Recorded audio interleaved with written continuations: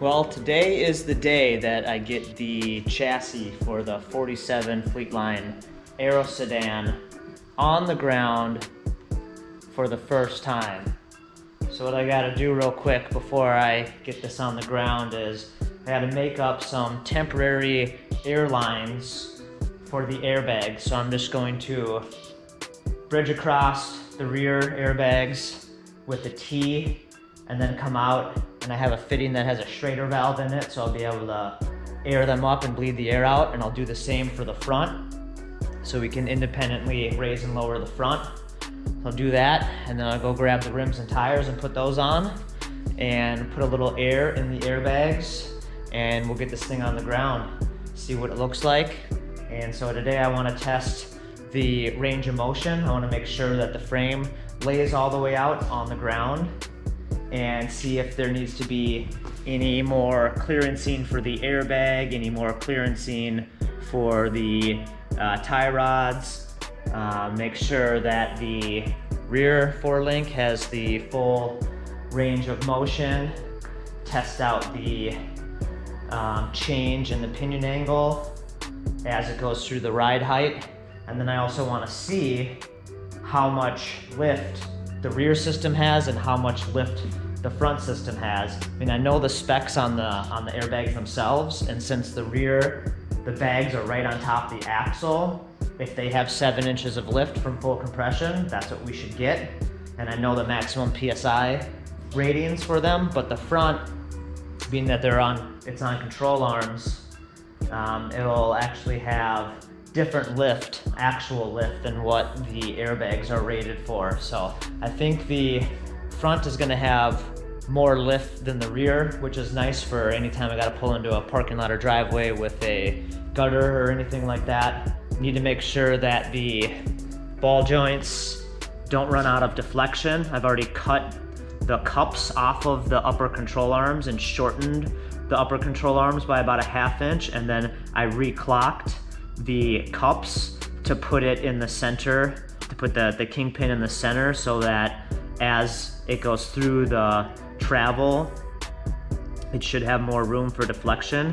And then you can see right here, I had to kind of scallop the cups a little bit too to get clearance between the steering knuckle, and I've had to do that on the back side too.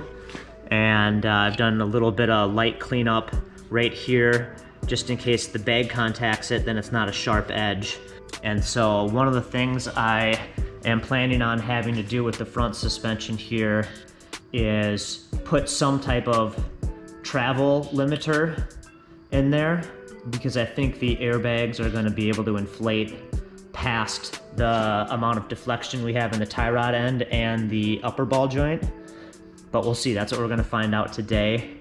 Down the line, I may end up rebuilding the arms with some ball joints that have a little bit more deflection in them, but I think we have everything that we need.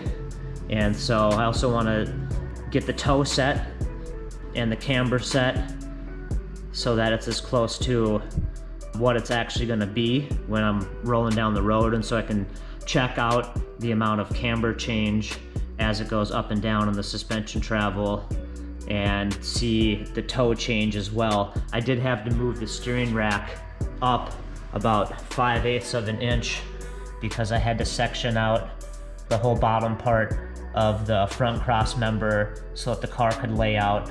And so I moved these mounts up 5/8 of an inch. The tie rod arm here and the lower control arm are still close to parallel, but when it was dropped that 5/8 of an inch, these two would have been perfectly parallel. And what that does is it means there's no bump steer throughout the travel because they're on the same arc, and now they're slightly different. So I think it's going to toe out as the suspension compresses. So we'll measure and see how much, but this car's not a race car, it's a lowrider, so got to make some sacrifices, and I really don't think that's going to be that big of an issue. I know with the weight of the motor, the front should air out all the way just fine, but the back has no weight on it, so I'm not sure that just the weight of the frame will compress the airbags fully. So we'll see how that goes, but I'll get those lines built and we'll get this thing on the ground.